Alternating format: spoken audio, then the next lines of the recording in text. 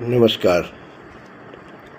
શ્રી યોગ વશિષ્ઠ રામાયણની ચર્ચાઓ ચાલી રહી છે અને તેમાં નિર્વાણ પ્રકરણના પૂર્વાર્ધની ચર્ચામાં ભગવાન શ્રી રામ અને ગુરુ વશિષ્ઠ વચ્ચે જે ચર્ચા ચાલે છે અને તેમાં ભગવાન રામચંદ્રજી ગુરુ વશિષ્ઠને કહે છે કે હે ભગવાન, બૃહસ્પતિના પુત્ર સમસ્ત વૈભવમાંથી પરિપૂર્ણ કચ્છે જે ક્રમથી જ્ઞાન પ્રાપ્ત કર્યું તે મને કહો. ત્યારે વશિષ્ઠજી કહે છે કે હે રામ, દેવતાઓના આચાર્ય બૃહસ્પતિના પુત્ર શ્રીમાન કચ્છે રાજા શિખીધ્વજની જેમ સર્વોત્તમ જ્ઞાન પ્રાપ્ત કર્યું હતું. એની કથા તમે સાંભળો. કચ્છનો બાલ્યકાળ સમાપ્ત થયો હતો, યુવાનીનો આરંભ થયો અને એ વખતે સંસાર સાગરથી તરી જવા માટે કટિબદ્ધ થઈ ગયો અને પદ અને પદાર્થનો યથાર્થ જ્ઞાતા હતો. તેણે તેના પિતાને એમ કહ્યું કે હે ભગવાન, સર્વધર્મના જ્ઞાતા પિતાજી, હું આ સંસાર રૂપ જાળમાંથી કઈ રીતે બહાર નીકળી શકું તે મને જણાવો. આ વાત આપણે થોડી કરીએ તો થોડી કચ્છ વિશેની પણ વાત આજે આપણે જાણીએ. પરંતુ એ પહેલાં આપ શ્રી મારી આ ચેનલમાં જો નવા હો તો આ ચેનલને સબસ્ક્રાઈબ કરજો, લાઈક કરજો અને શેર કરજો. કારણ કે યોગ વશિષ્ઠ મહારામાયણની આ કથાઓ સંક્ષિપ્તમાં હું આપની સમક્ષ જે રજૂ કરી રહ્યો છું તે ખૂબ જ દુર્લભ કથાઓ છે.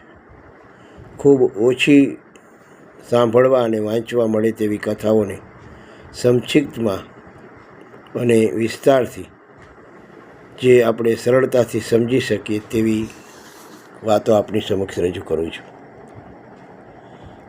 આજે જે વાત છે બૃહસ્પતિ અને કચ્છની, તો થોડી તેના વિશે પણ આપણે જાણી લઈએ કે કચ્છ કોણ હતો. કચ્છ જે હતો તે દેવતાઓના ગુરુ બૃહસ્પતિ, તેનો પુત્ર. દેવો અને દાનવો વચ્ચે સતત યુદ્ધ ચાલતું. દાનવો પાસે શુક્રાચાર્ય જેમના ગુરુ હતા અને શુક્રાચાર્ય પાસેથી તેમણે મૃત સંજીવીની વિદ્યા મેળવી હતી અને આ મંત્રથી તેઓ જે દાનવો મરી ગયા હતા તેને ફરીને જીવતા કરતા હતા. જ્યારે દેવતાઓ પાસે આ મૃત સંજીવીની વિદ્યા નહોતી એટલે દેવતાઓ હારતા હતા. તેથી દેવોએ કચ્છને મોકલ્યો કે શુક્રાચાર્ય પાસેથી આ વિદ્યા શીખી આવે. કચ્છ શુક્રાચાર્ય પાસે ગયો અને વિનયપૂર્વક ગુરુત્વ માગ્યું. શુક્રાચાર્ય જ્ઞાની હતા, તેને કચ્છને શિષ્ય તરીકે સ્વીકાર્યો. શુક્રાચાર્યની એક પુત્રી હતી દેવયાની. ધીમે ધીમે તે કચ્છ તરફ આકર્ષાઈ. કચ્છ તો શિષ્ય ભાવથી હતો, પરંતુ દેવયાનીના હૃદયમાં પ્રેમ જાગ્યો. દાનવોને ખબર પડી કે કચ્છ દેવતાઓ માટે સંજીવની વિદ્યા મેળવવા આવ્યો છે. તેને આ વાત પસંદ નહોતી એટલે તેઓ કચ્છને મારી નાખતા. ક્યારેક તેને જંગલમાં મારી નાખ્યો, ક્યારેક પ્રાણીઓને ખવડાવી દીધો. છેલ્લે તો દાનવોએ કચ્છને મારી રાખીને શુક્રાચાર્યને પીવડાવી દીધો. દર વખતે દેવયાની પિતાજીને વિનંતી કરી કે તમે કચ્છને સજીવન કરો, કચ્છને સજીવન કરો, અને શુક્રાચાર્ય સંજીવની મંત્રથી તેને સજીવન કરતા હતા. પણ જ્યારે કચ્છને પીવડાવી દીધો ત્યારે સ્થિતિ કઠિન બની ગઈ. શુક્રાચાર્યએ કીધું કે કચ્છ તો મારા પેટમાં છે, તેને જીવાડું તો એ બહાર આવવાનો રસ્તો નથી, અને જો બહાર આવે તો હું મરી જાઉં. ત્યારે કચ્છ કહે છે કે હે ગુરુદેવ, તમે મને સંજીવની મંત્ર શીખવો, હું તમારા પેટમાંથી બહાર આવીશ, આપ મરી જશો, પરંતુ એ મંત્રથી હું પાછા જીવાડીને ઊભા કરીશ. આ રીતે કચ્છે સંજીવની વિદ્યા મેળવી. હવે કચ્છને પૂર્ણ જ્ઞાન થઈ ચૂક્યું. તેઓ જ્ઞાન મેળવી ચૂક્યું હતું. દેવયાનીને લાગ્યું કે કચ્છ હવે તેને પરણી જશે. તેને પ્રસ્તાવ મૂક્યો, પરંતુ કચ્છે ખૂબ જ શાંતિપૂર્વક કીધું કે દેવયાની, તમે મારા ગુરુની પુત્રી છો. હું તમારા પિતાના પેટમાંથી બહાર આવ્યો ત્યારે તમે મારા માટે બહેન સમાન થઈ ગયા. ગુરુ પત્ની અને ગુરુ કન્યાનો માન શાસ્ત્રોમાં અતિ પવિત્ર ગણાયો છે. આથી હું તમને પત્ની તરીકે સ્વીકારી શકતો નથી.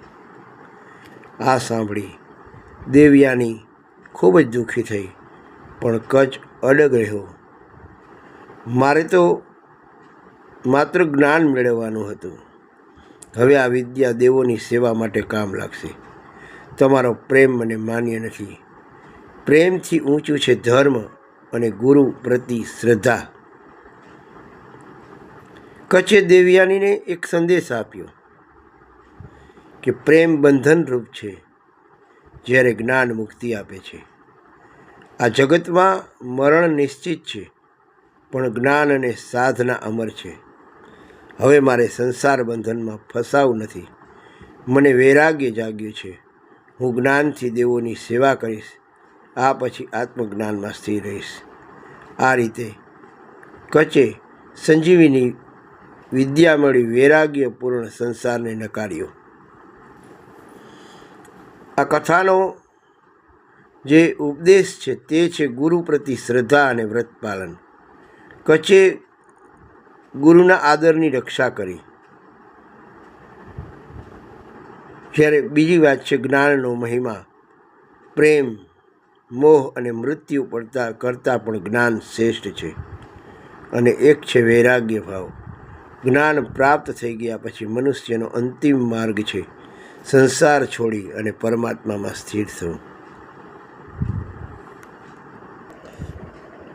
આ વાત થઈ કચ્છ અને દેવયાનીના જીવનની સંક્ષિપ્ત કથા. પરંતુ યોગ વશિષ્ઠમાં જે વાત બતાવવામાં આવી છે તેમાં તેને વૈરાગ્ય થઈ ગયો. વશિષ્ઠજી રામને સમજાવતા કહે છે કે પોતાના પિતાનું પરમ પવિત્ર વચન સાંભળી કચ્છ બધું છોડી વનમાં ગયો. પુત્રના ચાલ્યા જવાથી બૃહસ્પતિને જરા ઉદ્રેક ન થયો. જે મહાન હોય છે તેનું મન સંયોગ અને વિયોગમાં બંનેમાં સુમેરુ પર્વત જેવું વચન રહે છે. વનમાં ગયા પછી જ્યારે 8 વર્ષ પસાર થઈ ગયા ત્યારે કોઈ મહાવનમાં કચ્છે પોતાના પિતાના દર્શન કર્યા. પ્રથમવાર પોતાના પિતાની વિધિપૂર્વક પૂજા કરી તેને પ્રણામ કર્યા. બૃહસ્પતિએ પણ પુત્રનું આલિંગન કર્યું અને ત્યાર પછી મધુર વાણીમાં બૃહસ્પતિને કચ્છે કીધું કે હે પિતાજી, મેં સર્વનો ત્યાગ કર્યો. 8 વર્ષ થઈ ગયા, પણ હજી મને નિર્મળ શાંતિ કેમ પ્રાપ્ત થતી નથી? વશિષ્ઠ કહે છે કે હે રામ, કચ્છ આ પ્રમાણે અરણ્યમાં દિન થયેલા વચન બોલી રહ્યો હતો કે સર્વનો ત્યાગ કરો. આમ કહી બૃહસ્પતિ આકાશમાં જઈ અદૃશ્ય થઈ ગયા. બૃહસ્પતિના ચાલ્યા ગયા પછી કચ્છે પોતાના શરીર પરથી વલ્કન વગેરેનો ત્યાગ કરી દીધો. તે દિગંબર થઈ ગયો, અનાવૃત ખુલ્લી દિશાઓમાં રહેવા લાગ્યો. તેનું મન શાંત, નિશ્ચેત, શૂન્ય થઈ ગયું. તે માત્ર ને માત્ર શ્વાસ લઈ રહ્યો હતો. 3 વર્ષ બાદ દુઃખી મને તેને જંગલમાં ફરી પોતાના પિતાજીના દર્શન કર્યા. ભક્તિથી તેને પિતાજીનું પૂજન, અભિવાદન કર્યું. પિતાએ પોતાના પુત્રનું આલિંગન કર્યું.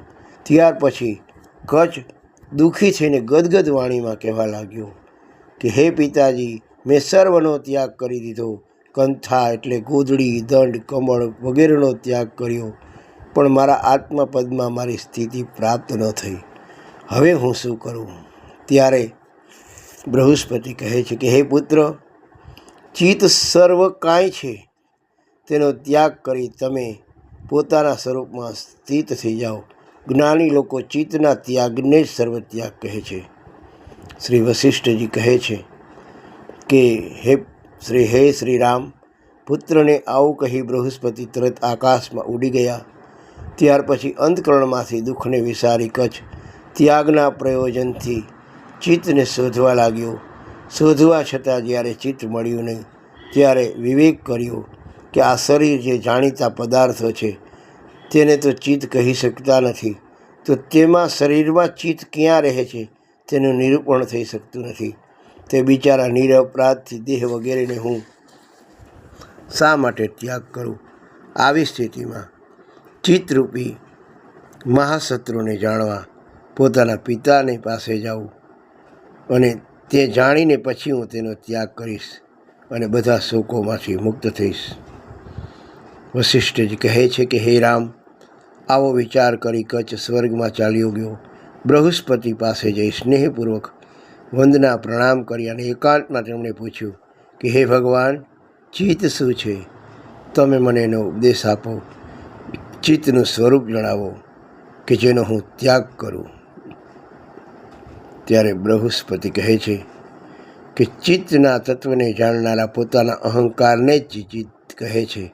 અર્થાત પ્રાણીમાં આંતરિક અહંભાવ છે તે એ જ ચિત્ત કહેવાય છે. આ રીતે વાત ચાલે છે.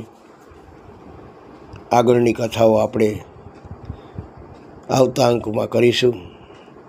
અત્યારે આપણે અહીં સુધી કથા કરીએ. આવતીકાલે ફરી મળીશું, ત્યારે આ જ વાતને આપણે થોડી વિસ્તારથી વધારીશું. ત્યાં સુધી ભગવાન શ્રી રામ આપ સર્વનું કલ્યાણ કરે. જય શ્રી રામ.